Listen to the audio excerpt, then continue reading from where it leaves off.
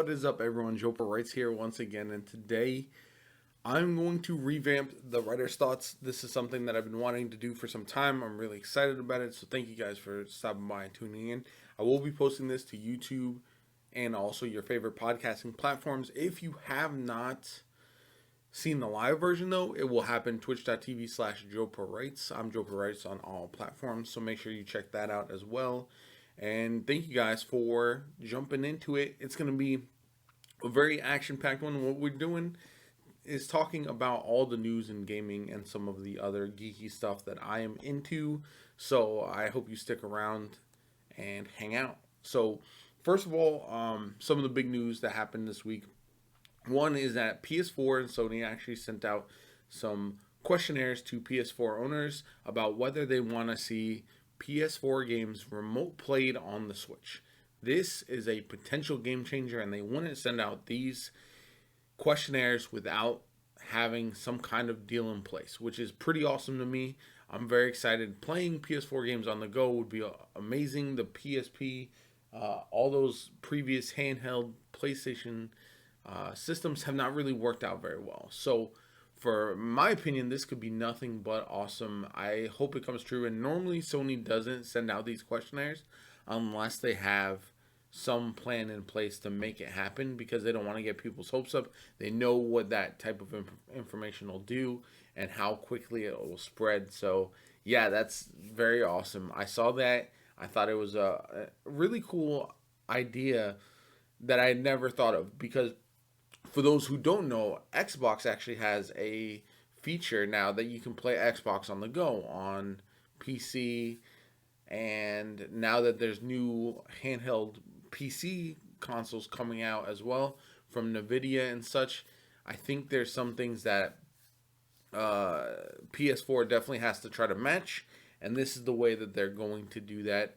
And yeah, I'm super excited. I think it's a good thing. I think it's something that we'll see potentially more of, especially as you start getting more games be cross-play and cross-platform. And I am super stoked about it. Hopefully you guys are too, because I think it's going to be awesome. Next, we had some Call of Duty, Hearthstone, and Overwatch switching to YouTube full-time as their streaming platforms. And yeah, that's something that I think is going to be a bigger game changer than anybody but Ninja switching platforms as well. An individual switching over is one thing. That's a single community. But a whole esport switching over, especially considering how big Call of Duty and Overwatch are and Hearthstone elsewhere, I think that's a huge thing that now we're going to see more esports, potentially even Fortnite, locking down contracts, whether it's with Twitch or Mixer or YouTube going forward. But I will say the craziest thing that's going to happen from this is I think you're going to see YouTube innovate with their broadcasts with regards to those esports, and we're going to see them go a little bit more mainstream. We've seen some of them happen on ESPN and other mainstream networks already, and I think YouTube is going to take that to the next level and give them a little bit of a revamp that we've been missing, because the numbers on Twitch for these esports has kind of dipped every so often. Like, they haven't been trending upwards, and that's something that they need to fix relatively quickly. But I do think this is a positive in the long run. We'll see if some of the creators for those different esports start to switch over as well to kind of have some synchronicity with their platforms as well. So we'll see. Then we got Final Fantasy VII and Apex Legends trailers. Two trailers that are drastically different, which I thought were freaking awesome, both of them. Final Fantasy VII, that trailer showed off some of the characters, some beloved like Red, and some of the you had Cloud in his dress up, which was awesome. Very excited about that, and it just looked amazing. Everything about the Final Fantasy VII remake has me more and more excited, which I did not think would be possible, but that looks really, really cool. I'm very excited about that. And then you had the Apex Legends trailer, which showed off the new character Revenant. That is awesome. Like, the way they did that, the way they're incorporating the lore into a battle royale is something that I think they should embrace and jump into even more. You see games like Fortnite, which has these live events that work really, really well. It gets the community hyped. It starts off the new season or the new event or whatever the case may be on the right foot. I think that's something Apex needs to capitalize on as well. Anytime there's a new season or something, drop a trailer, drop an in-game event, something to get the community really hyped and get everyone with all eyes back on the game. I think is what they need to focus on. And I'm really excited to see where the game goes with season 4. There's a new trailer coming out today. We'll probably watch it at some point during the broadcast later. So make sure you check that out. Make sure you watch those trailers if you haven't already. If you're already interested in Final Fantasy or Apex, both of those games are games that I love, and I'm really, really excited to see what they do with them as well.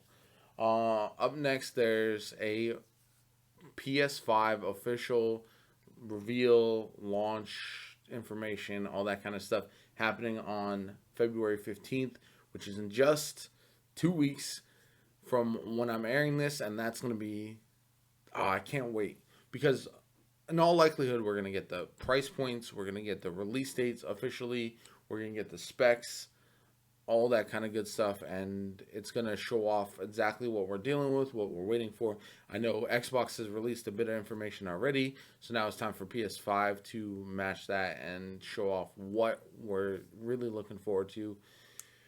Because this, I think a lot of the games have been delayed, and there have been a lot of issues this year because we're in that last year of the crossover period, right? Where PS4 and Xbox One are still relevant. There's still going to be a ton of people that have them, but this is the year every game is amping up to launch on the PS5 as well.